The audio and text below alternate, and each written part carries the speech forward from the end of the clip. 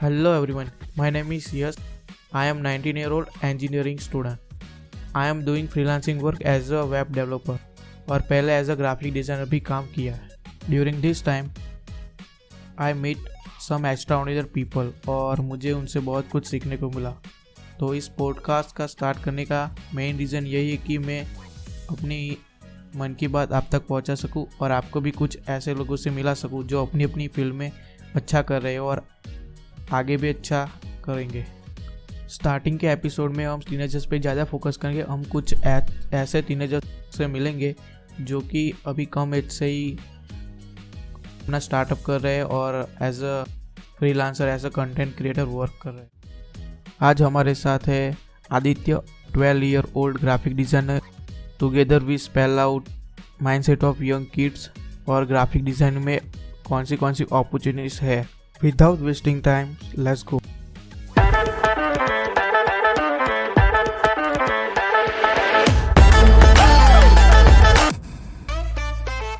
Hello and welcome into our first episode of Spell Out. So, where we spell out everything. My name is Yash and I am your host. आज हमारे साथ है आदित्य. मैं चाहता हूँ कि आदित्य अपने बारे में व्यूअर्स को बताए. थैंक यू यश कि आपने मुझे यहाँ बुलाया. और मैं आदि भाई ट्यूबर और आदित्य और मेरी एज 14 है. मैं एक ग्राफिक डिज़ाइनर हूँ और अब front end web developer. Currently मैं एक स्टार्टअप के साथ एज अ ग्राफिक डिज़ाइनर काम कर रहा हूँ और मैंने पहले भी एक स्टार्टअप के साथ एज अ कम्युनिटी मैनेजर काम कर रखा है. मैं थोड़ी बहुत फ्रीलांसिंग भी करता हूँ एज वेल. मैं अपने खुद के स्टार्टअप पे भी काम करता हूँ. Why you choose only a graphic designing?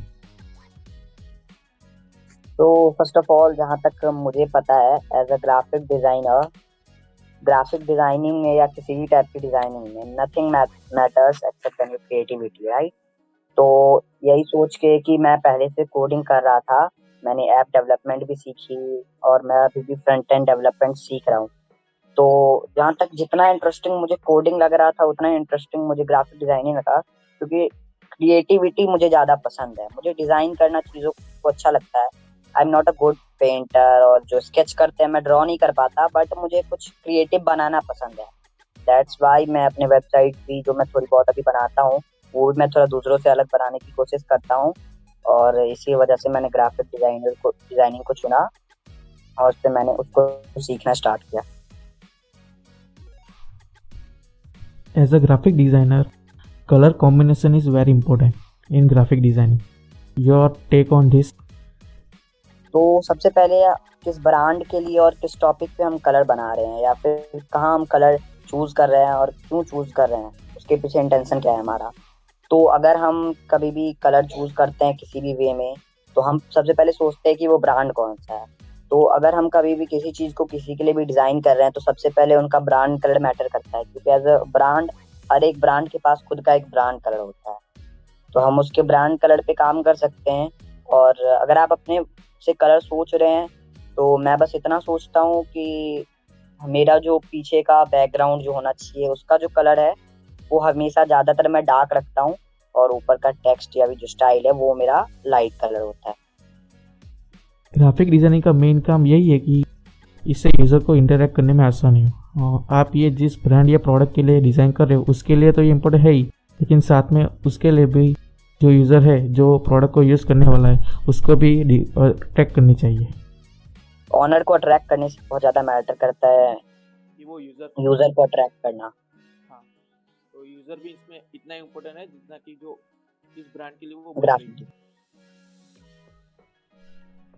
Alright, my question is, अभी देखा जाए तो कई यंग टीनेजर कम एज से ही स्टार्ट कर रहे हैं. अभी उनकी एज तो पढ़ाई करने की है, खेलने की है. उनको अभी ये सब करने की ज़रूरत ही नहीं है.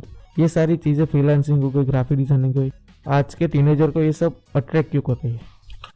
अभी के सारे बच्चों के बारे में तो पता नहीं, बट कुछ से मैं भी मिला हूँ जो मेरे से भी बहुत कम एज के हैं. तो यहाँ मुझे बस एक चीज़ लगता है कि इसका सबसे बड़ा रीज़न है लॉकडाउन. क्योंकि जब हम लोग घर में कैद होना स्टार्ट हुए, एज अ जेल की तरह हम बंद हो गए थे, दैट टाइम सब अलग अलग चीज़ कर रहे थे. कोई गेम खेल रहे थे और स्टफ, कोई वीडियो बना रहे थे, कोई कंटेंट क्रिएट कर रहे थे।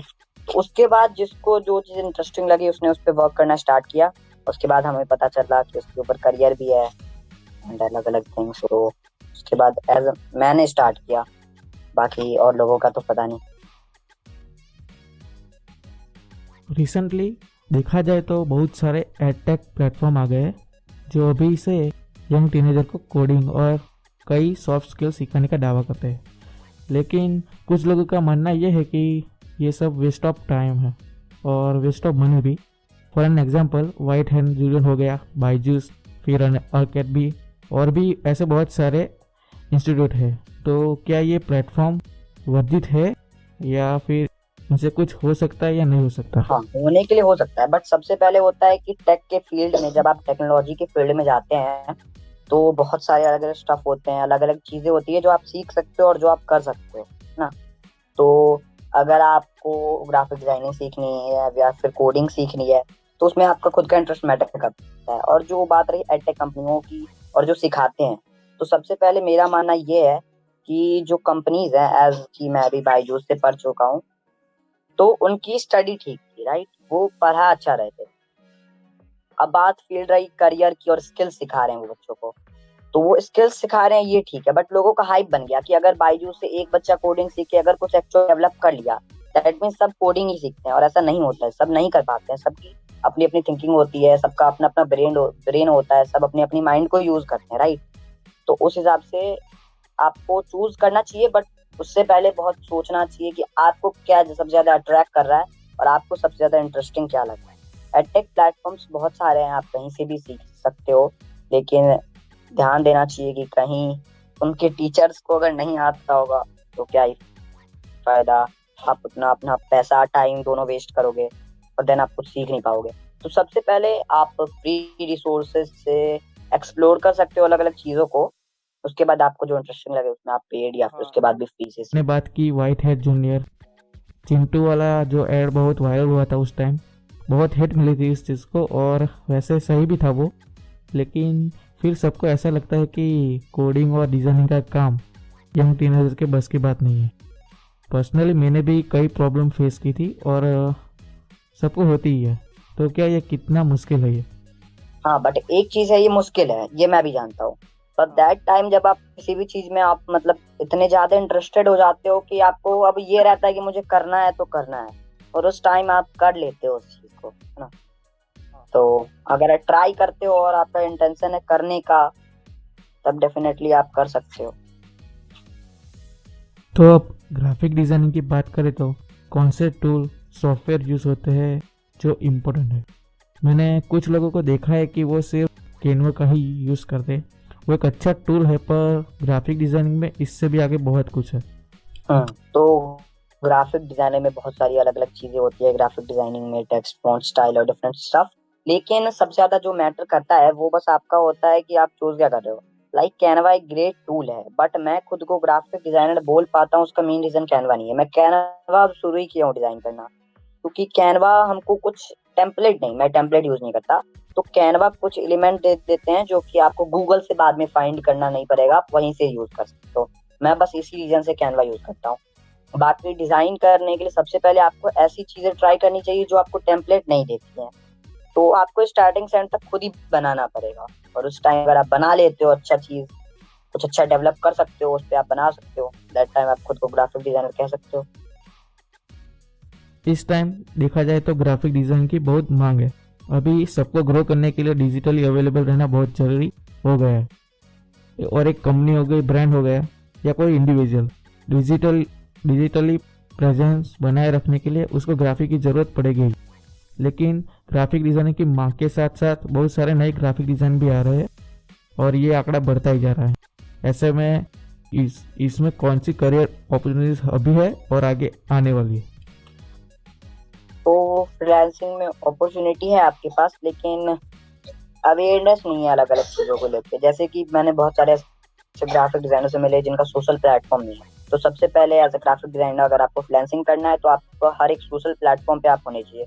हर एक तो नहीं, बट जहां तक मुझे लगता है इंस्टाग्राम और लिंक्डइन, इन दो प्लेटफॉर्म पे आपको हमेशा होना चाहिए। दूसरी बात, आप अलग अलग सोशल प्लेटफॉर्म ट्राई कर सकते हो जहाँ से आप लाइक एवरीवन नोज कि एक बिहेंस एक प्लेटफॉर्म होता है जहाँ से लोग अपना पोर्टफोलियो बनाते हैं, है ना।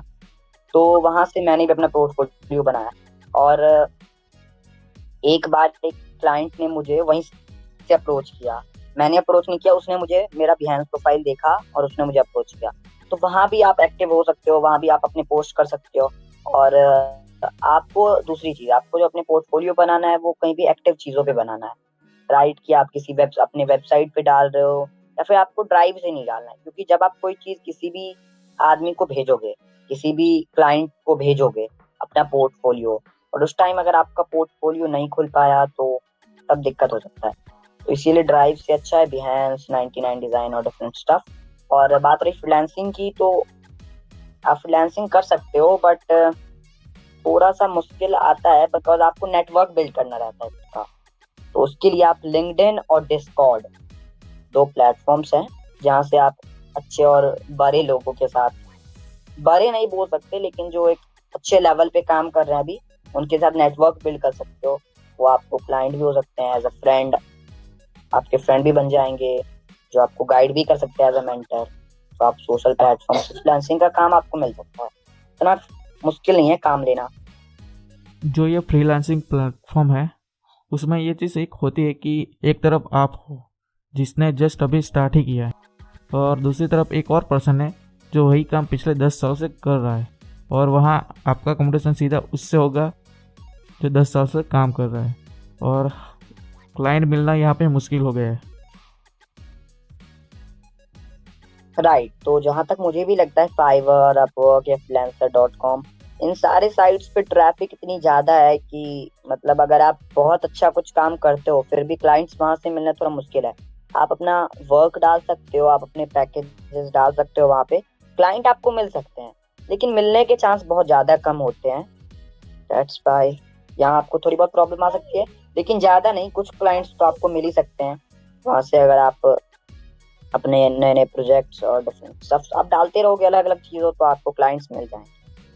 जैसे कि अभी आपने बताया कि आप सिर्फ जो 10 साल एक्सपीरियंस लोग हैं लोग उनको ही काम देंगे, लेकिन आप एक चीज नोटिस कर सकते हो कि मान लो कोई एक ब्रांड अभी इनिशियल स्टेज पे है, वो शुरू ही कर रहा है, राइट। जैसे कि मैं भी अपना स्टार्टअप शुरू कर रहा हूँ, तो उस हिसाब से अगर मैं अपना कोई शुरू ही कर रहा है और उस टाइम आप उसको 10 साल एक्सपीरियंस जो लोग हैं उनका जो रेट होगा काम करने का, उसका सुन के वो कभी कर ही नहीं पाएगा।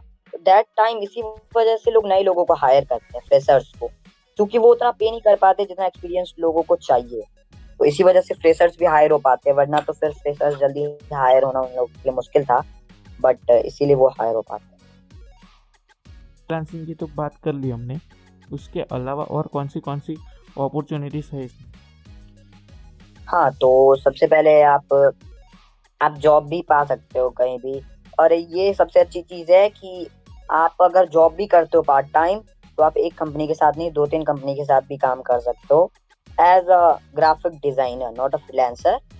और बाकी अगर आप एक भी कंपनी के साथ काम करते हो वो आपको अच्छा पे दे सकते हैं, अगर कोई एजेंसी हाई लेवल पे काम कर रही है तो। अपॉर्चुनिटीज़ की तो बात की हमने, लेकिन इसके लिए हमारे पास जो रिक्वायर स्किल होनी चाहिए वो कौन सी होनी चाहिए, जिसे हम बैकबोन कह सके, जिसके बिना कुछ नहीं हो सकता? तो डिजाइनिंग के फील्ड में जहाँ तक मुझे लगता है, एक्सपीरियंस या फिर स्किल उससे कहीं ज्यादा मैटर करता है आपका क्रिएटिविटी। तो अगर आप क्रिएटिव हो, कुछ अच्छा बनाना जानते हो, तो आप डेफिनेटली वर्क कर सकते हो। बाकी बात रही कोडिंग की, तो यहाँ आप कोडिंग भी तो कर ही सकते हो, बट टेक के फील्ड में अलग अलग चीजें होती है। अब कोई ग्राफिक डिजाइनर को कोडिंग आती होगी और आना चाहिए ये कोई जरूरी नहीं है।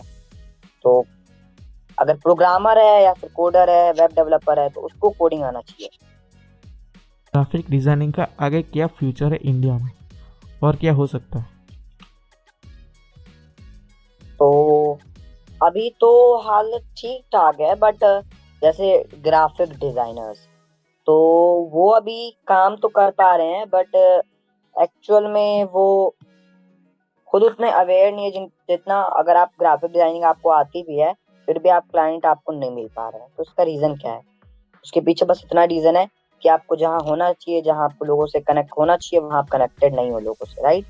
तो इसी वजह से, तो अगर आप लोगों से कनेक्टेड रहते हो और करियर की बात रही आगे, तो आप जॉब भी कर सकते हो, मैंने बताया, फ्रीलांसिंग भी कर सकते हो, अच्छा करियर है उसमें भी।